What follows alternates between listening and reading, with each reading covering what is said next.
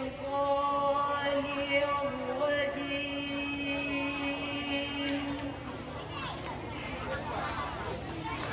بسم الله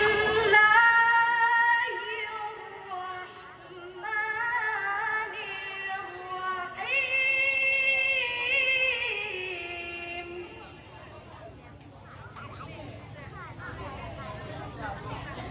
إذ تلقونه بألسنتكم وتقولون بأفواهكم ما ليس لكم به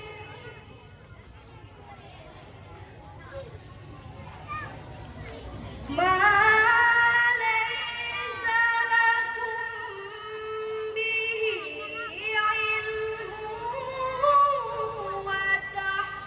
وتحسبونه هينا وهو عند الله عظيم.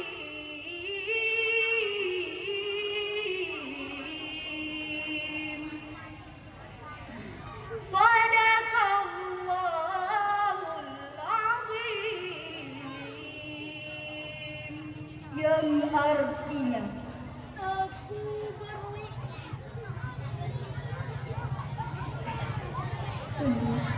aku berlindung kepada Allah dari godaan syaitan yang terkutuk.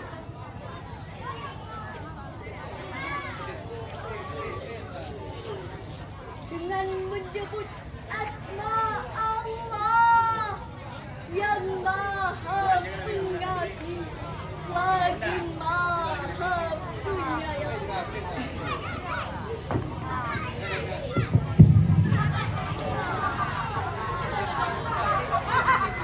Ingatlah ketika kamu menerima berita bohong itu dari mulut ke mulut, dan kamu katakan dengan mulutmu apa yang tidak kamu ketahui sedikit pun, dan kamu menganggapkan remeh, padahal dalam pandangan Allah itu masalah besar. Hadirin yang berbahagia, dalam kitab Al-Mukhtasar fi Tafsiril Qur'anil Karim menjelaskan bahwa ayat ini memberi teguran kepada orang-orang muslim yang menyebarkan berita yang tidak jelas kebenarannya. Allah Subhanahu wa Ta'ala pernah mengingatkan kita jangan sekali-kali memandang penyebaran berita bohong itu masalah kecil dan remeh. Ketahuilah, itu adalah masalah besar.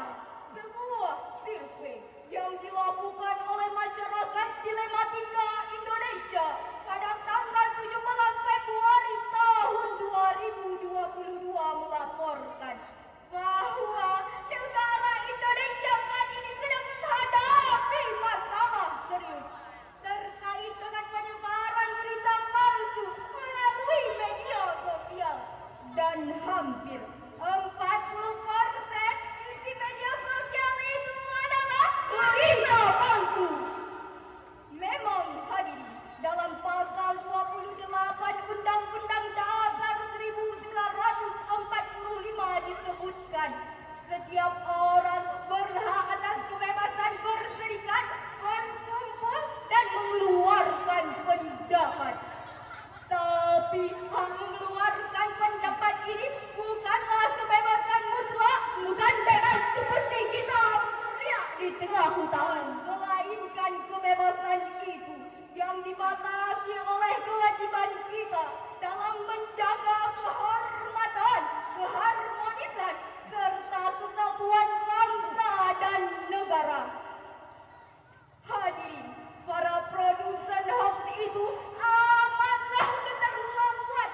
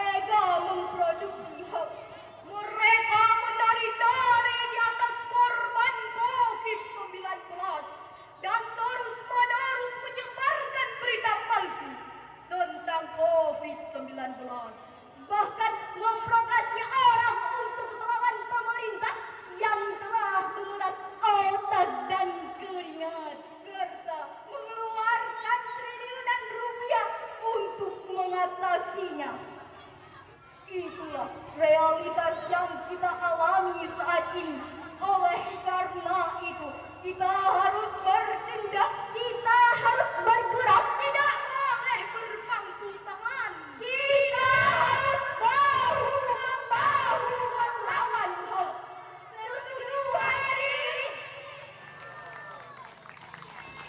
Liputan 6.com pada tanggal 15 Januari 2022 melaporkan bahwa Kepolisian Daerah Nusa Tenggara Barat berhasil menangkap Ketua Koperasi serta Usaha Rinjani atas dugaan penyebaran hoax bahwa pemerintah menyembunyikan dana pemulihan ekonomi sebesar 100 juta rupiah. Akibat hoax itu, masyarakat terprovokasi menghujat pemerintah melalui unjuk rasa. Mengingat bahaya akan masa depan bangsa, apakah kita setuju siapapun yang menyebarkan hoax itu harus dihukum berat? Setuju hadirin? Yang kedua, masalah kesehatan juga pernah dihebohkan oleh oknum penyebar hoax. Liputan 6.com pada tanggal 17 Februari tahun 2022 melaporkan bahwa negara Indonesia kini sedang menghadapi masalah serius dan vaksin COVID-19 itu terbuat dari bahan babi. Bisa menular melalui udara, bisa mati di ruangan panas, serta bisa menyebabkan kematian yang sangat-sangat memprihatinkan. Hadirin, kejahatan berita palsu kini telah mewarnai aktivitas masyarakat kita. Memang hadirin, dalam hal ini kasus COVID-19 telah merajalela di kalangan masyarakat kita. Hadirin, masyarakat kita kini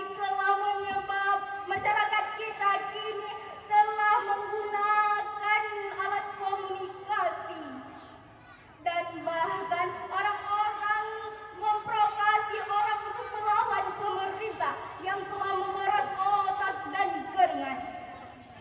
Hadirin, COVID-19 itu adalah virus buatan, bisa menular melalui udara dan bisa menyebabkan kematian. Hadirin, dari uraian di atas dapat kita ambil kesimpulan bahwa hoax adalah suatu realitas yang dapat mengancam bangsa. Hadirin yang berbahagia, gadis cantik berselendang sutra, gelang dan antingnya berkilauan. Waspadalah berita yang ada, teliti dahulu sebelum disebar. Wassalamualaikum warahmatullahi wabarakatuh.